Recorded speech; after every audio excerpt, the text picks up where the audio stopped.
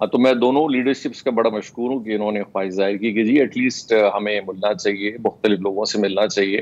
تو اس میں میرے بھی بہت قریبی کچھ دوست ہیں. تو میں جناب آصف زرداری صاحب کے پاس بھی گیا، میڈم مریم نواز کے پاس بھی گیا. And to be very frank, بڑی عزت دی نے بلوچستان کے حوالے سے ہر پہلو پہ بات بھی کیا.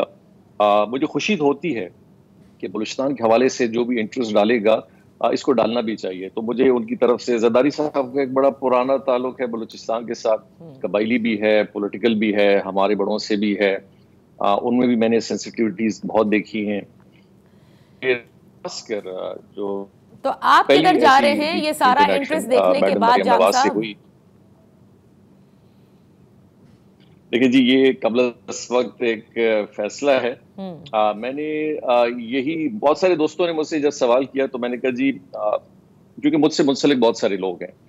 3.5 سال کا عرصہ بلوچستان عوامی کا پریزیڈنٹ رہا، سی ایم رہا. بہت سارے لوگ میرے تبسل سے یا میرے ساتھ ایک گروپ کی صورت میں ہم لوگ رہے.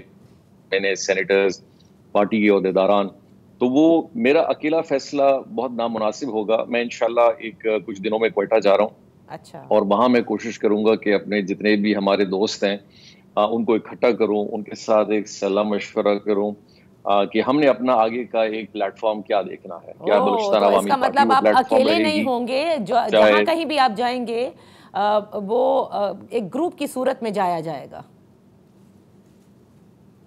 نہیں، انشاءاللہ جی اللہ کا بڑا کرم ہے. ایسے لوگ ہیں جو آج بھی محسوس کرتے ہیں کہ ہم سب کو اکٹھے ایک ساتھ کہیں نہ کہیں جانا چاہیے.